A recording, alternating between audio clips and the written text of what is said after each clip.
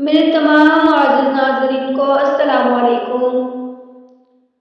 اکثر لوگ نماز تہجد کو پابندی کے ساتھ ادا کرتے ہیں، مگر ان 3 غلطیوں کی وجہ سے ان کی نماز تہجد قبول نہیں ہوتی۔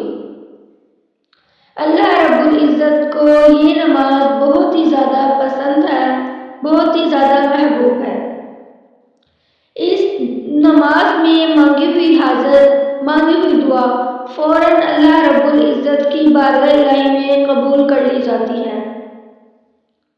اللہ رب العزت نماز تہجد کے وقت خود اپنے بندوں سے فرماتا ہے کوئی مجھ سے مانگنے والا جس کو میں عطا کروں؟ تو اس وقت میں ہماری مانگی ہوئی ہر دعا، ہر حاجت اللہ رب العزت فوراً قبول کر لیتے ہیں۔ اگر کوئی شخص اپنی کوئی دعا یا اپنی کوئی حاجت قبول کروانا چاہتا ہے تو اسے چاہیے کہ وہ نماز تہجد کی پابندی کرے۔ نماز تہجد کو پڑھتے وقت ہم 3 غلطیوں کا خیال نہیں رکھتے، جس کی وجہ سے ہماری نماز تہجد ضائع ہو جاتی ہے۔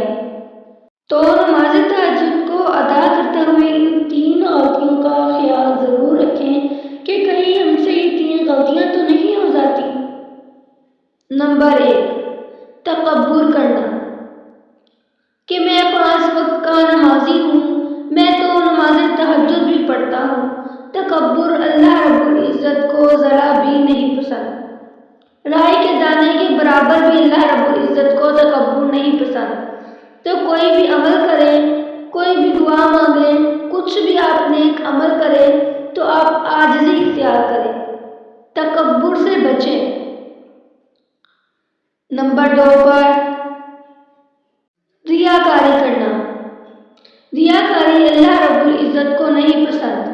ریاکاری شرک کے برابر ہے، اور جو شخص ریاکاری کرتا ہے کہ میں یہ بھی کام کرتا ہوں، میں یہ بھی کام کرتا ہوں، اور لوگوں کو دکھاوے کے لیے وہ کام کرتا ہے، وہ حاجت کرتا ہے، یا اس کی کوئی نیت ہے کہ میں یہ کام کروں گا تو لوگ میری تعریف کریں گے، تو ریاکاری اللہ رب العزت کو نہیں پسند۔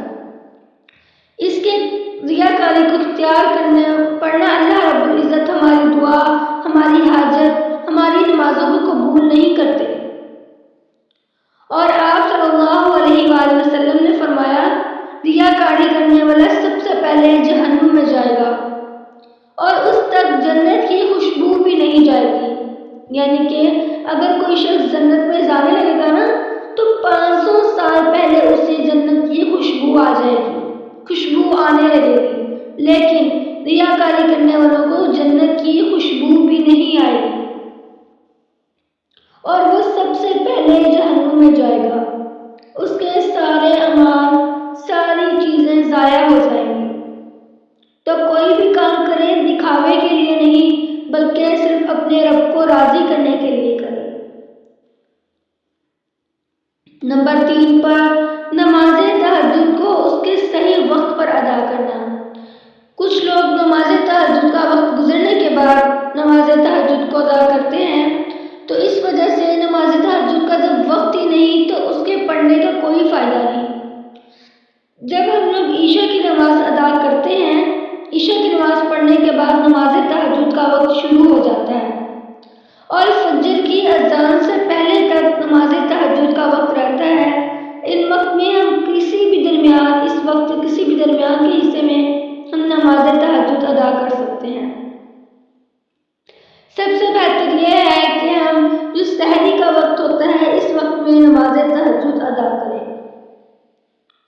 تو اگر آج کی ویڈیو آپ سب کو پسند آئے تو ویڈیو کو لائک کر دیں، چینل کو سبسکرائب کر دیں، بیل آئیکن کو پریس کر دیں، اور ویڈیو کو زیادہ سے زیادہ لوگوں تک شیئر کر دیں۔ شکریہ۔